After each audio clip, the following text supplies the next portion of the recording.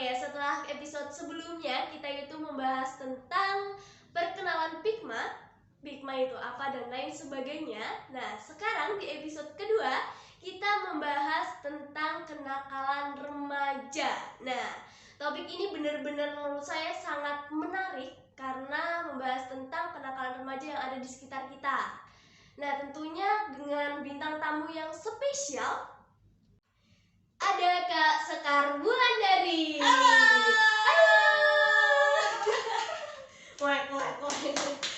Konten TV sebelah. Iya gitu. Tapi udah lupa. Kayaknya udah lupa banget ya. Enggak show lagi.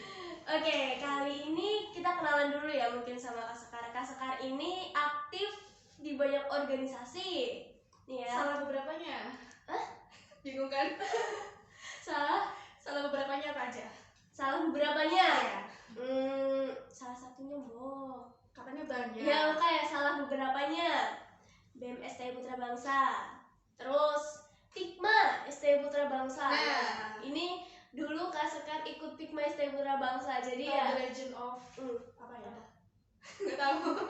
Intinya pernah deh ya, pernah di Pikma ya. Kayak sekarang juga di Pikma sih. Sampai sekarang juga, tapi karena memang banyak kesibukan jadi nggak terlalu aktif di Pikma. Iya. Terus selain itu juga Kak Sekar ini jadi juara 2 Duta Genre Kabupaten Kebumen tahun 2018. 2019 Oh, bro. 19. Ini maksudnya bro ya, soalnya kita itu Aceh bro. Aceh bro gitu. Ya, itu Oke. tahun lalu sih. Tahun 2019 ya Kak Sekar. Iya, 2019. Oke, jalur pendidikan. Jalur pendidikan. Mantap ya, juara 2. Tadi udah 4, terus apa lagi? Dan masih banyak lagi lah pokoknya ya. Kayaknya Di kalau luar disebutin satu-satu sampai nanti sore. Jadi sombong bisa banget ya. Padahal cuma lupa nama saya. Bisa dibilang Kak Sekar ini ya aktivis mahasiswa. Enggak, cuma numpang nama doang. Cuma Cuma numpang nama. nama. Iya. Iya. Biar nambah-nambah apa itu namanya? CV ya.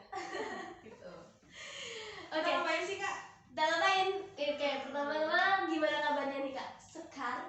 Kabarnya Sehat? alhamdulillah sehat. Sehat. Organisasi sekarang gimana Kak? Mungkin kurang sehat ya. Kurang sehat. Keuangan? Iya. Apalagi.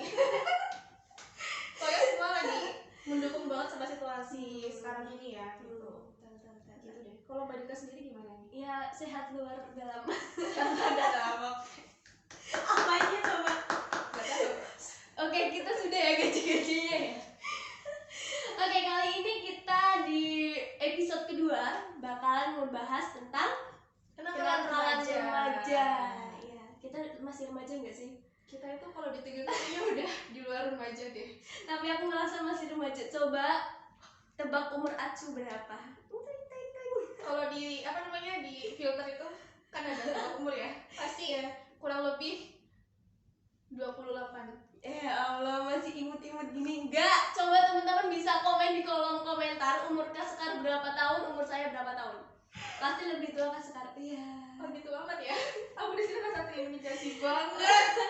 Oke, langsung ke materi aja mungkin daripada gaji-gaji. Yang di sana juga membosenin banget kita gaji-gaji kayak gini. Pasti bakalan nunggu ya. Oke, orang jadi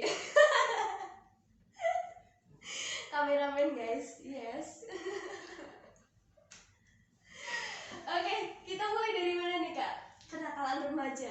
Kenakalan remaja Ya, ya. kalau menurutku nih ya, kenakalan remaja itu kayak tingkah atau perilaku dari remaja di bawah 18 tahun yang memang itu kelakuannya itu perilakunya melanggar hukum.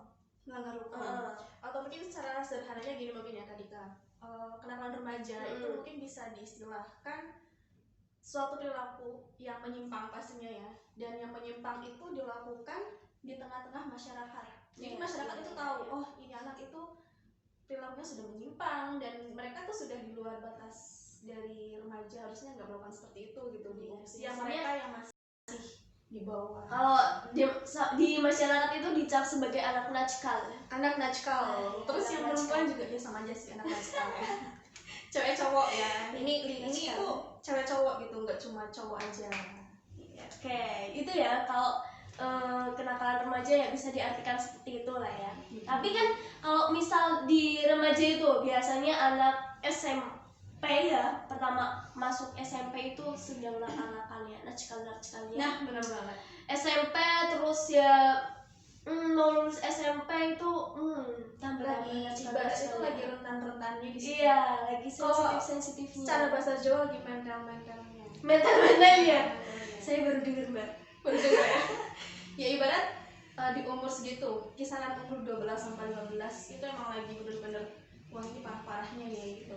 Yang mau nakal banget terus gitu. Yang mau mereka yang mau serius sekolah pun mungkin mereka aku mau serius ya, tapi kan kita lagi bahas nakalan remaja ya, dan kita fokusnya ke yang mereka naskal ini. Naskal ya, mungkin karena memang itu mereka sedang mencari jati dirinya mungkin ya. Bener banget. Dia itu masih bingung sama jati dirinya itu seperti apa.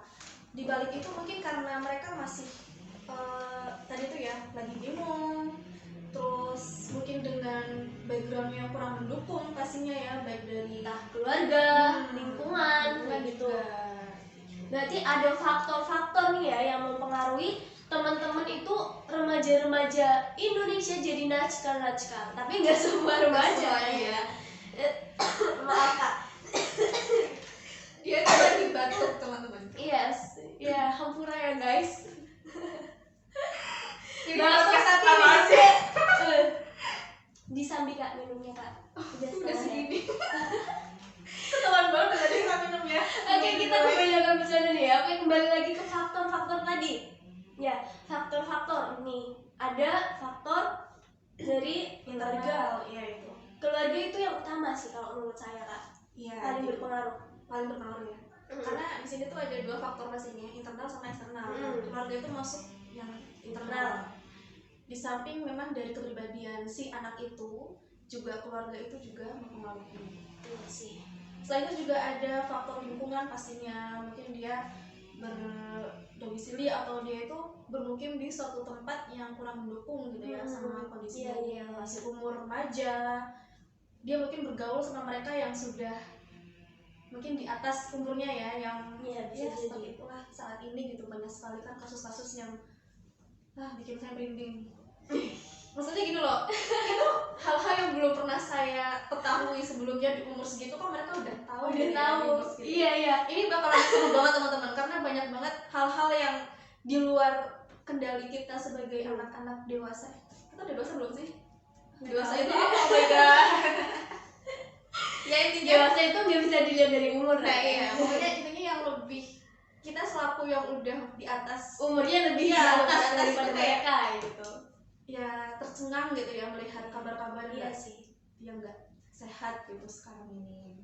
Faktornya banyak ya kalau anak-anak ya. Berarti kesimpulannya itu faktornya dari internal sama eksternal. Internal itu keluarga sama pribadi diri kita sendiri. Terus yang eksternal itu kayak lingkungan masyarakat sekitar, terus mungkin lingkungan sekolah. Iya nggak sih? Lingkungan juga kan? Betul banget. Iya kan? Terus juga mungkin mereka itu mainnya itu sama siapa? Nah, pergaulan ya. Itu pergaulan juga masuk. Terus kadang juga mungkin mereka itu hidup di daerah yang memang ekonominya itu tersenjang atau kesenjangan ekonomi. Iya sih. Juga sosial budaya juga mempengaruhi sih. Iya. Perubahan sosial budaya gitu. Ya pokoknya banyak sih faktor-faktor yang mempengaruhi adanya mereka melahirkan anak-anak nakal saat ini.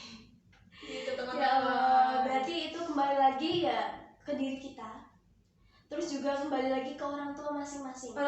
Jadi diharapkan ya orang tua di seluruh Indonesia yang menonton podcast ini ya tetap untuk mendampingi anak-anaknya. Jangan sampai anak-anaknya itu ikut pergaulan bebas. Betul, tetap memantau ya. Iya, tetap memantau. Tapi ya jangan dikekang juga. Karena ketika pun kita misalnya saya sendiri dikekang sama orang tua saya pastinya ya akan berontak dong. Dia itu nggak akan merasa kebebasan di rumah itu. Nah, mereka mencari kebebasan itu di luar. Nah, mereka mencari kenyamanan mereka di luar ya. Ketika mereka merasa tidak nyaman di dalam rumah gitu. Padahal kan kita tahu ya di rumah itu tempat dimana kita itu mencari kenyamanan kita saat kita penat di aktivitas sehari-hari. Terus bagi teman-teman remaja mungkin mereka merasa sekolah terus kegiatan yang lain ekstrakurikuler karena kan masih SMP SMK gitu ya. Nah ketika mereka pulang mereka istirahat capek ternyata suasananya begitu mengenakan. Nah itu salah satu faktor yang bisa memicu juga. Jadi buat orang tua dimanapun berada, ibu bapak ya khususnya ya, jangan mentang-mentang anak ibu bapak itu sudah mulai beranjak dewasa malah teman-teman lagi malah bapak ibu istilahnya melepas mereka gitu. Enggak, jadi tetap harus diawasi ya. Diawasi. Justru lagi usia segitu itu kita bagaimana caranya supaya kita bisa memberikan wah ini timing tepat nih buat kita berperan sebagai orang tua kayak gitu. Sebenarnya banyak sih materi-materi yang berkaitan dengan ini gitu ya. Nah ya, selain itu juga mungkin kebanyakan ya kalau teman-teman nakal, ya mohon maaf nih ya, yang istilahnya ya dalam tanda kutip nakal ya gitu ya, itu biasanya mereka punya problem di keluarganya. Contohnya saja kayak broken home. Iya ya kan. Bilang broken home ini jadi cerita ya. Saya juga korban broken home teman-teman. Nah siapa sangka ya. Tapi gini, broken home itu tergantung anaknya juga sih. Tergantung dia itu mau memilih mencari pelarian yang positif apa yang negatif, mau mencari dunia yang seperti apa sih untuk mereka. Kalau positif pun banyak, kalau negatif pun banyak. Negatif lebih banyak lagi justru negatifnya. Ya coba cerita sedikit ya. Jadi kalau aku sendiri itu sudah merasa mulai nggak nyaman di keluarga ketika sudah beranjak remaja sih. Berarti itu apa? SMP. Iya.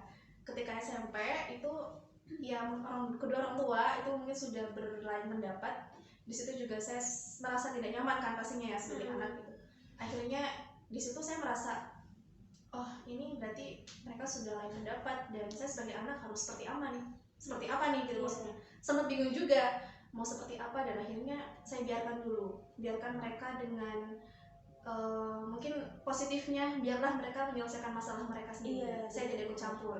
Akhirnya saat SMP, nah ini jadi cerita pergaulan juga ya, jadi agak kesinambungan juga. Waktu itu kalaupun saya mau membeli nakal itu tepat banget, soalnya pergaulan waktu SMP itu gimana ya, bener-bener aduh SMP ya. Iya, kalau SMP itu ya banyak banget teman-teman. Kalau teman-teman saya ya pergaulannya luar biasa sekali. Nah ini ada seks bebas, ini mohon maaf ya, saya nggak sebutkan sekolahnya, tapi saya itu ya lingkungan sekitar saya lah. Betul banget. Seks bebas, terus juga mungkin mabuk-mabukan, ya pacaran, tapi kalau pacaran di luar batas itu di luar batas kalau menurut saya. Saya baru sadar sekarang ini, belum lama.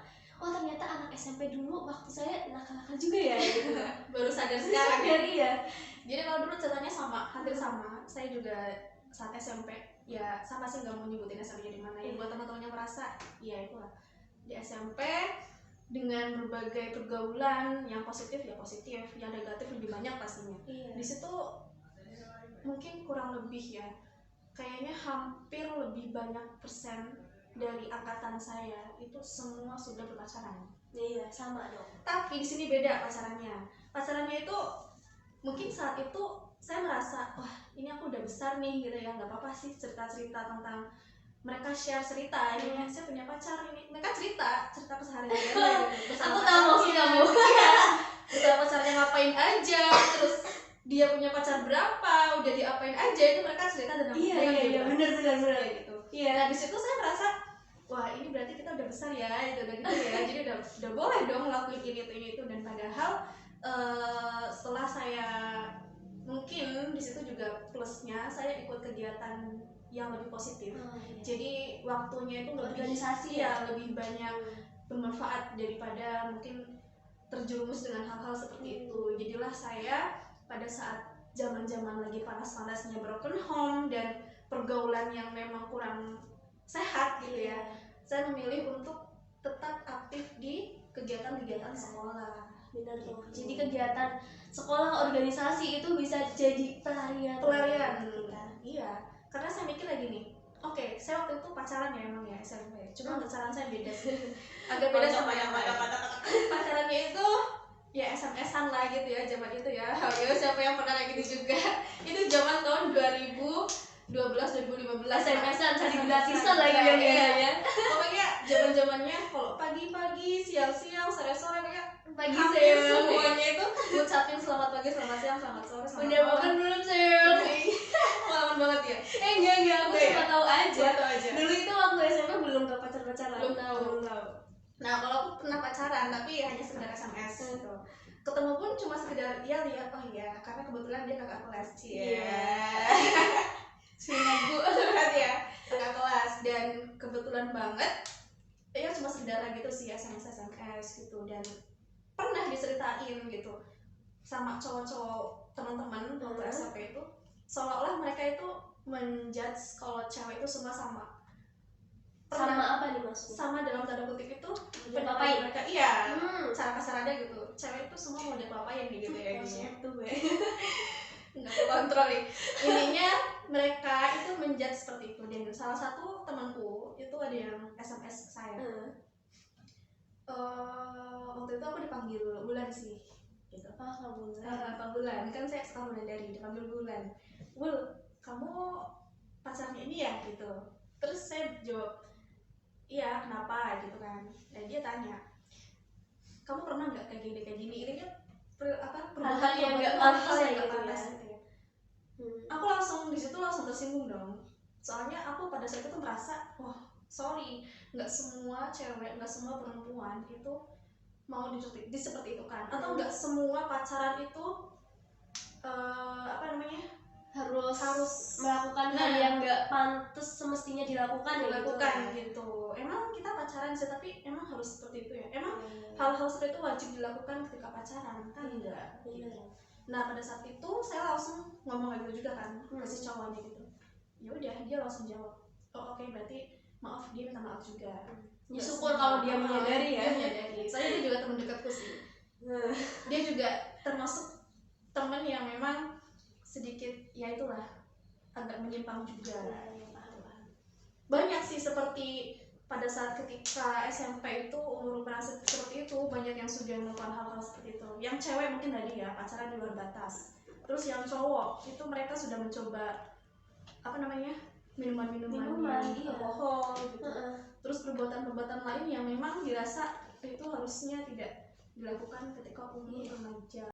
Kalau SMP itu ya, di waktu saya mengalami SMP, saya itu masih polos-polosnya. Iya, polos Sekarang Oke, waktu SMP itu hampir ya, saya itu paling temen itu ya sama dia doang ya gitu. Sama dia. Ya dia cewek, tipe orang dia nggak punya banyak temen. Oke. Iya, saya itu seperti itu. Nah, saya cuma dengar dari omongan-obrolan sana sini kayak gitu. Kalau misal pacaran itu, misal si A pacaran sama si B, nah itu kayak ceweknya itu kayak teman saya punya teman cewek. Nah itu dia itu cerita dia itu ngapain aja gitu. Ih, kemarin aku habis jalan kesini loh gitu kan. Lah ini aku kemarin di kayak giniin loh gitu. Iya. Jadi dia kayak menceritakan sedetail itu tanpa dia itu merasa itu hal yang nggak baik. Hal yang nggak sepatutnya dilakukan. Tanpa malu-malu, tanpa sungkan-sungkan, dia itu langsung dia cerita sedetail itu kayak gitu loh. Sampai per detiknya, per sekunnya itu diceritakan. Oke teman-teman, tapi di sini itu kita berpengalaman ya, tapi bukan pengalaman yang kita itu pengalaman dari teman. Bukan, maksudnya kita pengalaman pengamat. Pengamat iya, makanya pengalaman. Bukan pengalaman yang secara langsung kita pernah melakukan gitu ya. Ya ini cuma sharing aja. Gimana sih gambarannya kenakalan remaja gitu. Ini aja waktu dulu. Waktu media sosial itu belum banyak banget, belum se-familiar sekarang ya, belum berkembang selancar sekarang lah media sosial. Waktu paling dulu itu zamannya Facebook paling ya. Iya, zamannya Facebook itu baru HP tulalitan. Nah itu pun media sosial belum segencar sekarang ya, apalagi saat ini yang sudah luar biasa perkembangannya pesat. Nah itu yang mengkhawatirkan saat ini. Iya benar banget sih. Soalnya aku juga punya adik dia udah masuk ke umur remaja. Nah itu benar-benar khawatir banget, soalnya harus diawasi terus setiap saat pokoknya. Apalagi mungkin sekarang yang lancar ya internet segala macam. Apalagi anak SD aja nih ya, saya cerita nih. Anak SD ini pengalaman dari teman dekat saya, ada teman dekat saya. Ada teman dekat. Iya.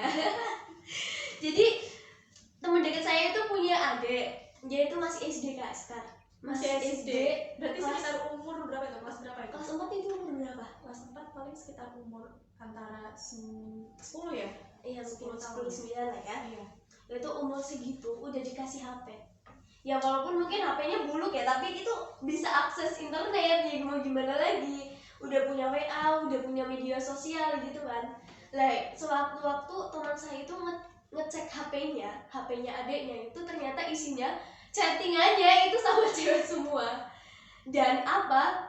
Ya Allah, ceweknya cantik-cantik katanya nih ya, cantik-cantik. Tapi Terus umurannya dia ceweknya. iya, umuran anak SD. Umuran anak SD. Anak SD. Anak SD kelas 4 chattingannya apa coba? Sayang-sayangan. Terus aku SD itu masih mainan masak-masakan bukan? Iya sama. Mainan masak-masakan sebulan dikali gitu Nah, kan. iya, main di kali gitu ya. Terus juga chattingannya ya minta video callan, terus dikirimin foto. Kan ceweknya dicuekin ya sama adik teman saya, dicuekin, kirim gambar lagi nangis gitu ya. Allah, so sweet banget sih Mbak ya. Saya aja kalah. Ini Oke, ya itu sedikit pengalaman lah ya. Jadi kita sebagai mungkin kita yang udah dewasa, yang punya adik-adik masih masa-masa remaja lah ya, mereka itu lagi rawan-rawannya. Jadi ya bisa kita sebagai kakak untuk memperhatikan mereka, karena mungkin orang tuanya yang memang nggak tahu media sosial itu apa. betul banget. Orang megang HP kayak gini buka aja nggak bisa, Nggak bisa. baca aja kayak gini. Telepon aja kebalik HP-nya. Iya. Itu Jadi pentingnya peran kakak sih. keluarga sih ya, peran keluarga nggak hanya orang tua, Orang tua. tapi kakak-kakak yang sudah mengetahui lebih gitu ya terkait teknologi saat ini gitu. Jadi lebih ya mengawasi adiknya gitu. Kadang ya mungkin kita nggak tahu juga ya, ada orang tuanya yang sudah sepuh mungkin ya. Nah itu salah satu contoh. Iya. Nah dia si adiknya itu mungkin kebetulan anak terakhir atau mungkin ya dengan berbagai kondisi lah gitu. Kayak kembali lagi nih jadi merembet-merembet Nah, kan tadi. soalnya ini benar-benar ceritanya itu luas banget sih. Kalau Iya anak sih. ini cocok banget sih. Dari Kenapa sih kamu broken home ya? Apa? nggak jadi broken home? Dari broken home sampai ke anak SD chattingannya sayang-sayangan. Aku aja kalah Kak. Tapi itu masih ada yang marah sih, udah mami papi. Coba Gimana? maksudnya chatnya itu dia udah saling panggil mami papi. Oi, mami papi bray. Iya, Pih lagi ngapain Pih? Nah kayak gitu. Selamat pagi papi. Terus mungkin mereka yang merasa ini bukan hibah ya. Ini sedikit Hibah. ya hibah maksudnya. Nggak apa-apa, rumpi-rumpi dikit Kak. Mami papi, terus Bunda ayah. bunda ayah. Cie. Apa lagi ya?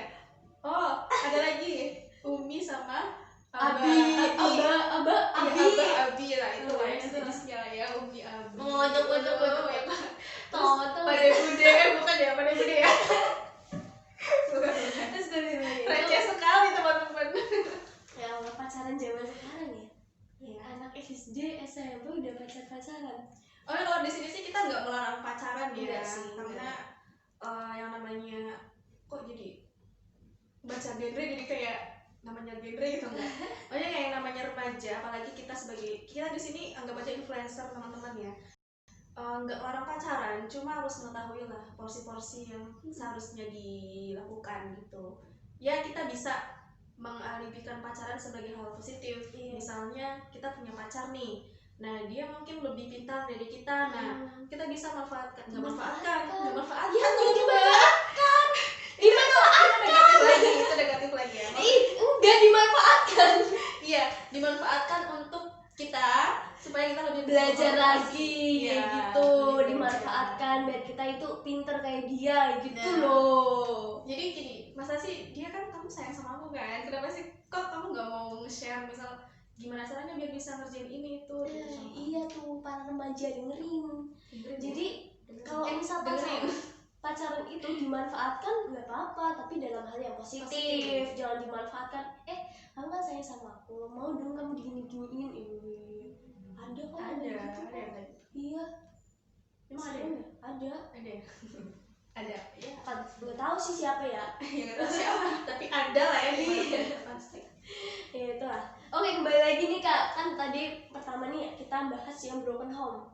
Jadi broken home itu ya istilahnya kita yang tadi Kakak jelaskan ya pas penangkapan saya itu kayak kita udah ngerasa nggak nyaman di keluarga itu kayak gitu ya. Jadi kalau menurut saya nih ya, broken home itu nggak melulu diartikan dengan keluarga yang ayah ibu itu bercerai. Itu menurut saya enggak sih. Tapi broken home mungkin kita sebagai anak sudah tidak merasakan kenyamanan di keluarga itu. Terus kita sebagai anak itu sudah nggak ngerasa antara ayah ibu itu punya perasaan cinta. Dia itu selalu berbeda pendapat terus. Nah itu kalau menurut saya itu udah nggak nyaman banget di rumah itu. Iya benar sekali. Jadi mungkin istilah broken home itu luas ya. Nggak hanya mereka korban perceraian itu enggak sih sebenarnya. Dia itu masih utuh keluarganya tapi ya udah broken sih kalau menurut saya. Mereka merasa saling anak antara anak ibu ayah gitu itu sudah tidak menyampaikan perannya satu sama lain gitu ya. Benar sekali gitu. Jadi ya buat bapak ibu nih ya, buat kita semua mungkin sebagai pembelajaran aja buat kita besok menjadi seorang ibu, calon ayah. Iya gitu, benar buat sekali. teman-teman semua. Iya jangan sampai hal itu terjadilah di antara kita. Nah intinya kalau saya pribadi ya, kan saya juga termasuk punya keluarga yang mungkin kurang harmonis itu. Jadikan pelajaran ininya jangan sampai hal ini terjadi di keluarga kelak. Ataupun ya pokoknya apapun itu yang dirasa memang kurang baik ya sebagai pelajaran kita untuk masa depan kita kayak gitu. Nah buat teman-teman mungkin yang senasib sama anak-anak broken home lain itu justru jangan terlalu menikmati ini aku broken home nih, aku udah hancur banget gitu, jangan. Tapi kita cari celah lah, cari pelarian yang memang benar-benar nggak buruk lah buat kita, positif yang positif. Terus jadikan pembelajaran. Nah itu ya kalau merasa kita nggak nyaman ya udah masa sih kita mau merasakan ini terus, kesakitan yang terus-terusan gitu kan, nggak. Ya udah stop sampai di sini, kita beranjak ke hal-hal yang lebih baik gitu buat persiapan kita ke depan. Kita lagi enak sama makan boba nih guys. Aduh, enak kabar. Oke. Jadi ya itu buat teman-teman, pesannya nih ya buat teman-teman, jadi bisa buat jadi pembelajaran lah kalau misalnya kita sebagai korban anak broken home ya diusahakan kita mencari pelarian yang memang positif untuk kita. Oke? Jangan sampai kita terjerumus dalam hal-hal yang memang nggak baik, yang negatif untuk kita gitu ya. Jangan merasa aduh ini aku udah nggak diharapkan lagi. Maksudnya kayak masa depanku di keluarga ini udah sama sekali suram gitu ya, udah gak ada harapan. Yaudah deh sekalian aja aku terjun basah, nggak boleh. Terjun sekalian aja. Semakin gelap semakin abu-abu. Iya. Itu nggak boleh. Gitu. Mungkin salah satunya pelarian ya kalau misal mengalami broken home gitu, mungkin nggak hanya broken home sih, mungkin karena nggak nyaman, karena mungkin dikekang sama keluarganya, nggak dapat kebebasan di keluarga itu kayak gitu. Mungkin mereka bisa cari pelarian kayak mungkin jadi anak pang mungkin. Nah itu salah satunya ya. Anak pang itu. Anak pang. Tapi sebenarnya kalau menurut Kak Sekar nih, anak pang itu apa sih? Anak pang ya.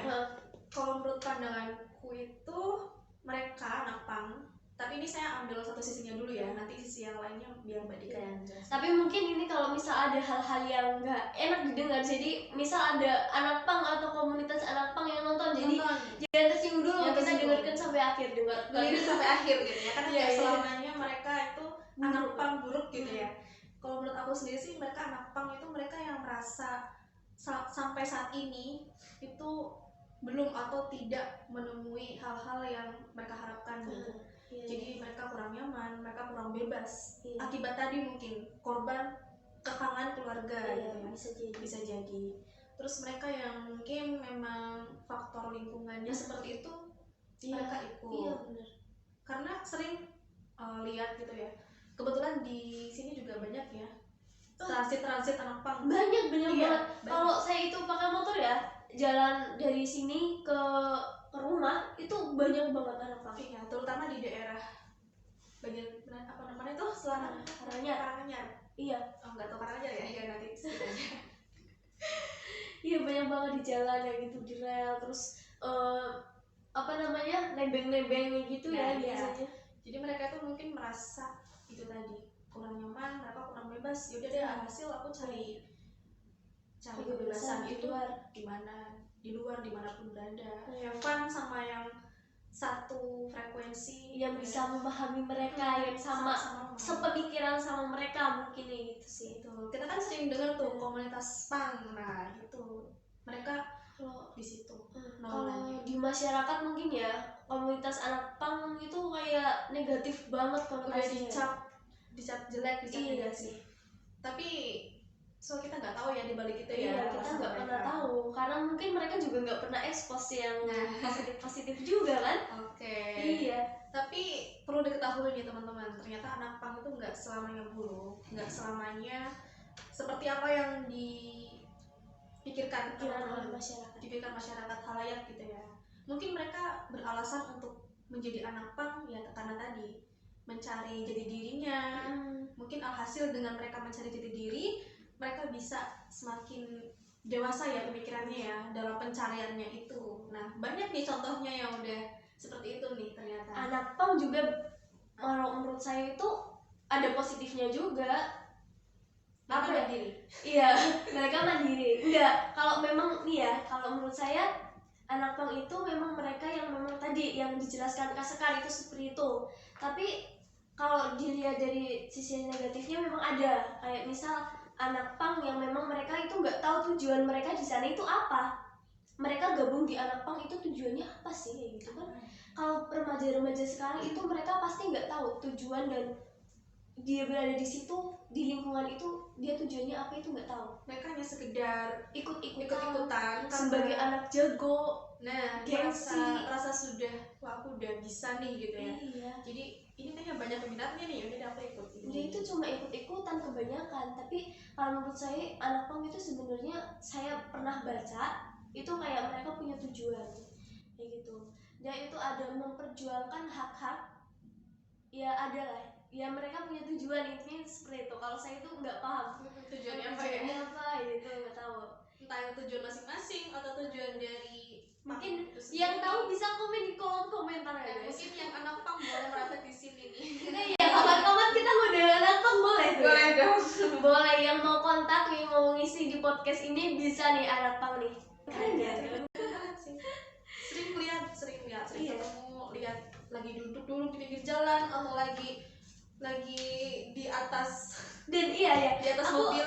Aku pernah baca nih, kan pernah lihat juga ya anak pang itu kayak yang rambutnya mohak apa itu sih namanya? Ya itulah apa sih mbak? Iya kan mohak kan? Ya mohak. Terus tindikan, tato, identik sama tato gitu lah. Identik sama tato. Ternyata celana ketat, robek-robek kayak gitu. Iya. Ternyata itu ya, iya saya pernah baca itu ada simbol-simbolnya.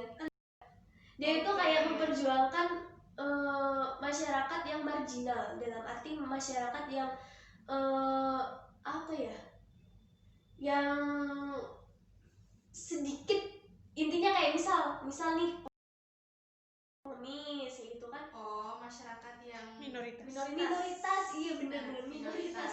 Gak temen susah ya. Memperjuangkan hak-hak masyarakat yang minoritas itu sebenarnya korban kesenjangan ya mungkin ya mereka ya. Bisa jadi sih. Terus itu ada arti-artinya ternyata. Kalau mungkin tato mungkin sama masyarakat Indonesia, karena kebanyakan ya mayoritas masyarakat Indonesia agamanya Muslim. Jadi tato kan diharamkan. Jadi kayak tato itu masih hal yang sangat apa ya, nggak wajar kalau di Indonesia mungkin ya. Tapi kalau mereka bagi anak pang mungkin itu sebuah seni ya. Iya, seni mengekspresikan kreativitas ya gitu. Tuh kalau sama mereka seni. Tapi kalau mungkin kebanyakan masyarakat Indonesia karena mayoritas Muslim ya sudah menjudge hal-hal itu negatif. Iya, negatif. Jadi kembali lagi ke sudut pandang masing-masing. Gitu.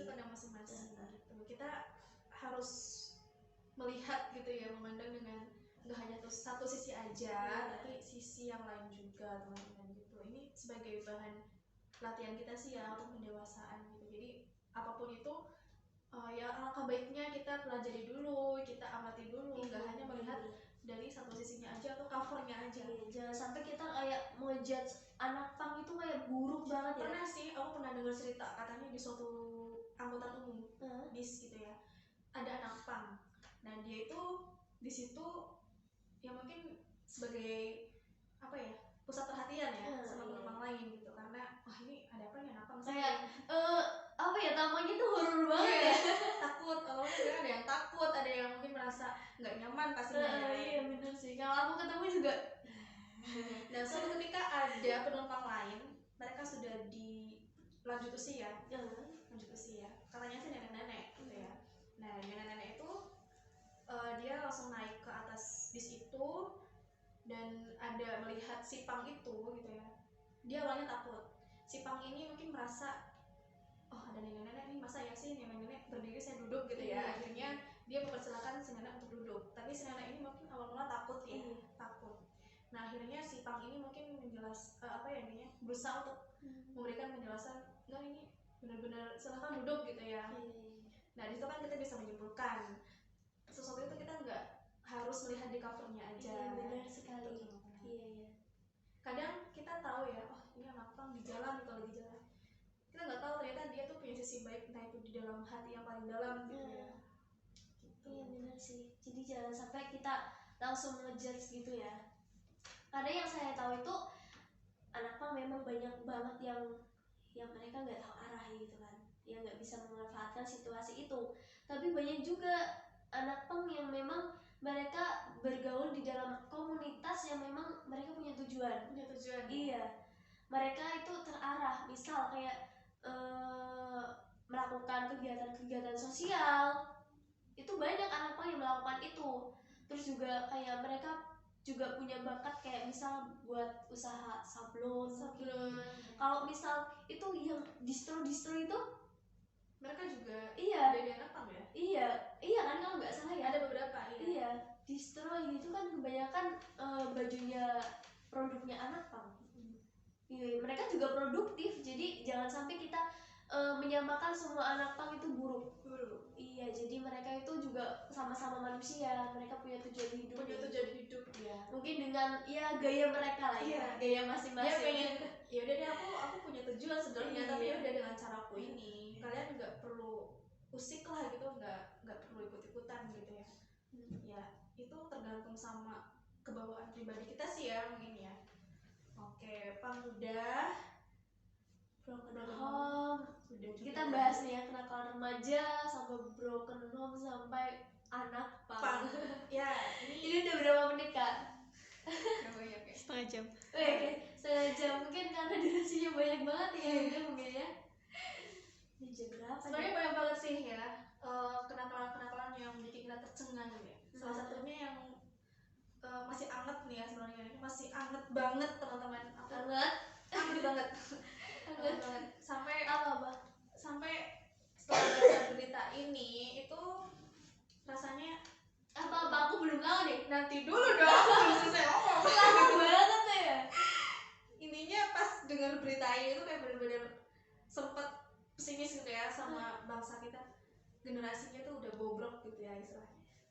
Coba bayangin, 37 pasangan check-in di hotel. Wow, guys, coba teman-teman check-in. Iya, 37 pasang check-in di hotel. Dalam arti itu seks bebas. Ya otomatis. Mereka ngapain coba di hotel?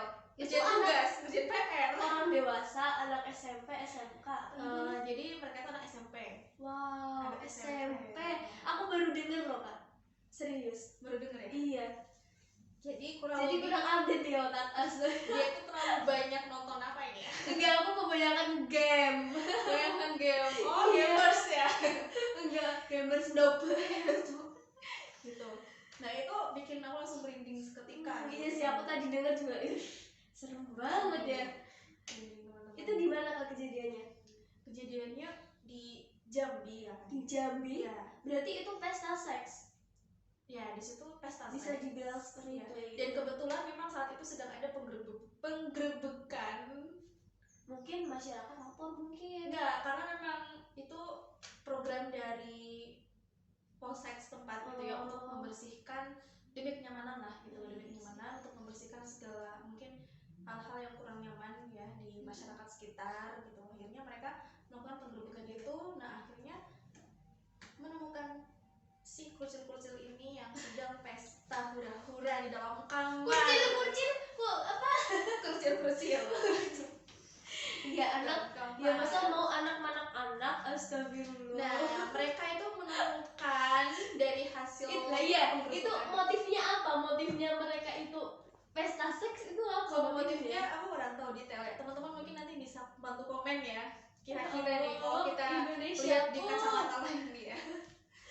Dan hasil penggerebekan itu si petugasnya itu menemukan sekotak alat kontrasepsi pastinya, kondom, nah, sama obat penguat. Obat penguat Atau mungkin mereka merasa belum kuat ya, dikuat-kuatin gitu ya. mau angkat beban emang. Nggak tahu juga gitu. Dan beberapa juga si petugas itu menergok beberapa si kucil-kucil itu yang lagi menenggak minuman keras dan lain-lain. Nah, di situ tuh kayak wow, ini Indonesia udah kayak gini parahnya gitu ya. Lagi-lagi anak SMP. Lagi-lagi anak SMP ya, seperti yang kita awal tadi Iya ya. bicarakan kan, seumuran SMP itu emang lagi rawan-rawannya, parah-parahnya, dan parahnya lagi satu kamar itu 1 cewek dan 6 cowok, atau mungkin 6 sampai 7 cowok ya. Intinya dari beberapa cowok itu ceweknya hanya 1 setiap kamar. Lah. Aku rada bayang astagfirullah. Berat ya? Berat dibayangin Mas Jadul. Mereka ngapain aja coba? Oh, mungkin aku tahu. Mereka masak-masakan. Masak-masakan. Iya, anak SMP lah. Pakai kondom. Oh ya, enggak. Kondom itu buat lembungan. Oh, buat bikin balon. Buat balon. Iya. Jadi kita nggak boleh seujung, guys. Teman-teman. Mungkin ya, gitu lah. Gak tau lah ya. Nah, Iya. itu Horor sih. Horor Nah, banget. seriusan. merinding banget kan. Itu nggak ada di sini, di Jambi kan? Jambi. Iya. Tapi tempatnya yang kita nggak tahu di mana. Ini salah satu di Jambi. Enggak, aku heran itu petugas hotelnya itu gimana Nah, sih? itu dia. Petugas hotelnya itu otaknya di mana? Astagfirullah. Dari Pemda Jambi juga mereka sedikit kesal sih sama hotelnya, Iya, karena iya. kok mereka menerima si kucil-kucil ini untuk masuk gitu. Aneh ya otaknya. Apa karena si hotel ini mungkin lagi pandemi semua Nah, pengunjung gitu ya. bener. Mumpung gitu ya. Ayo, bayar murah Nah, ya. lucu sekali. Itu sebenarnya apa ya? Ini banyak sih faktor ya yang bikin hal-hal ini tuh terjadi gitu. Banyak ya, sempat baca komentar-komentar dari netizen pastinya ya, yang maha benar. mereka banyak yang itu nyinyir, wah ini sampai mana ini, kok ada yang menghasilkan anak-anak seperti ini, jangan-jangan mereka diajarin ini tuh gitu. Iya. Ngeri ya. Itu kursus apa gimana? Mereka kursus seks apa gimana? Sebenarnya Mereka itu paham, anak SMP paham gimana cara buat anak. nah itu dia. Biar nggak jadi anak, dia paham itu pakai kondom. Nah, itu nggak diajarin pendidikan tentang seks atau diajarin disuruh praktek langsung. Mungkin karena mereka sebenarnya mereka mungkin udah menerima sex education ya, Iya. tapi karena minimnya akan pemahaman yang lain nih ya, sisi lain, mereka langsung yaudah deh, aku penasaran nih isinya apa. Ya Allah. Akhirnya katanya supaya tidak terjadi pembuahan gitu ya, mungkin dari yang menyampaikan gitu di media atau gurunya, pakailah alat kontrasepsi gitu, ini itu. Oh ya wes lah, aku mau alat kontrasepsi. Belinya gimana ya? Enggak loh, maksudnya Beli apa ya aja? gitu ya, kalian ketawa enggak? Enggak, maksudnya anak kecil, anak SMP beli kondom di apotik ataupun di mana, sebox. Jangan salah, sekarang kita zaman digital loh, kita bisa di all iya, show. bener. Terus Bisa dicontoh. jangan bilang aku pengalaman loh. Bisa dicontoh. Kita beli di online, Nah, terus online. check in. Gitu. Iya, di pandemi hotelnya murah-murah. Nah, kita Cocok. Iya. besok ya malam minggu ya. Astagfirullah, enggak. Ini coba intermezzo ya, bercanda. Gitu. Astagfirullah. Mereka sepertinya memanfaatkan situasi di saat Iya sepi sih. seperti ini, lagi pandemi kan. Nah, Hotel iya. mana ada sih yang mungkin beberapa ada yang ramai ya, cuma ada beberapa Iya, hotel yang jarang sih yang menerima. kan wisatawan juga nggak ada. Iya, maka dari itu kok pinter-pinter itu ya. Otaknya cerdas ya. Tapi akhirnya ya itulah Berarti otak-otak anak sekarang cerdas ya. ya tentu dong. Saya dulu nggak tahu cerdas. kondom, sekarang tahu pada ya. Kalau SMP Berarti kemajuan yang sangat pesat. Kata Mas Dana. Mas Dana itu udah pengalaman banget ya. Udah tua. Enggak, maksudnya pengalaman ini loh, jadi produser. Iya, produser ini podcast Mas Produser Dana. podcast Mas Dana. Selain jadi produser ya ada pengalaman lain. Ya, pengalamannya banyak. Maksudnya loh ya. Iya. Itu tadi jangan langsung dasar. Bisa dicontoh tuh anak SMP. Serius. Bisa dicontoh. Iya. Aduh, aku jadi merinding soalnya aku punya adik yang baru masuk SMP. Ya sampai lah.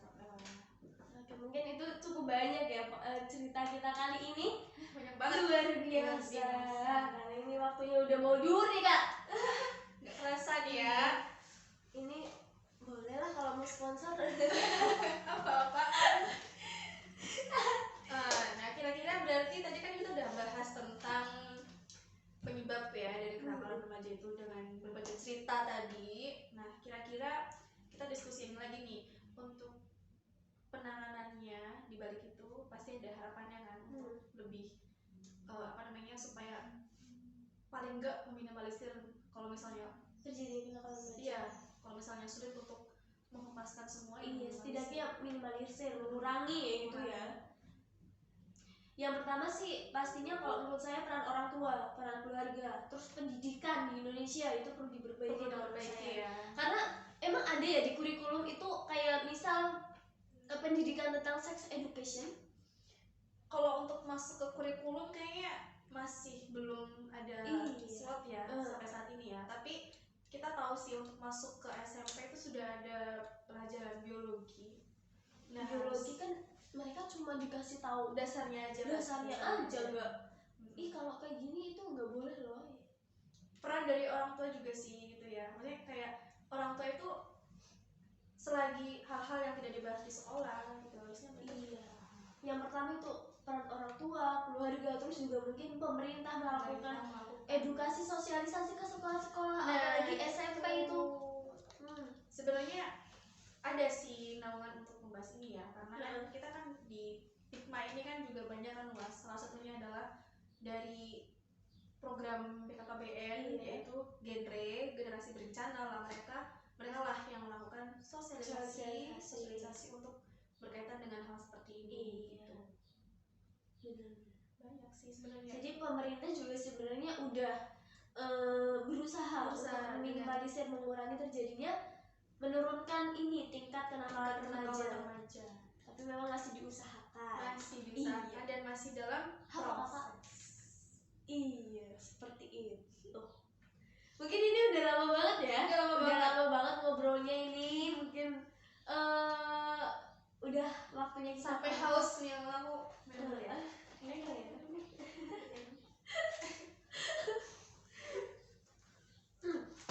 Ada ondol-ondolnya. Kenyal enak tapi silakan. Merek apa sih? Oh. Jangan sebut merek. Merek. Gak apa-apa nih mereknya nih. Ya. Siapa tahu mau sponsor ya. Oke guys, mungkin cukup sekian ya. Ini episode yang cukup episode kedua tapi cukup lumayan lah pembahasan. Panas ya, cukup panas. Luar biasa. Jadi saya tahu nih informasi yang itu berapa yang gerombolan kucil-kucil. Ya intinya itulah ya. Iya, jadi bisa buat pengalaman, bisa dicontoh. Ya, dicontoh, maksudnya jangan dilakukan, ini hal buruknya kayak Nah, gitu. iya. Bener, jangan dicontoh beli kondom terus check in, ya lucu banget. Oke guys, mungkin cukup sekian. Nanti apabila dari tadi itu pembahasan anak pang, terus keluarga dan lain sebagainya mungkin ada yang kurang pas, ya kami mohon maaf ya. Iya. Dengan pengalaman kami yang masih diubek-ubek sini. Di sekitaran sini hanya aja, share tentang iya. pengamatan kita gitu. Yang kita tahu ya gitu ya. Jadi mungkin ada perkataan yang kurang berkenan, ya mohon maaf yang seterusnya doang. Oke guys, mungkin cukup sekian. Sampai jumpa di episode selanjutnya dan tetap kepoin terus channel YouTube kita di Pikma Studio. Oke, terima kasih. Bye.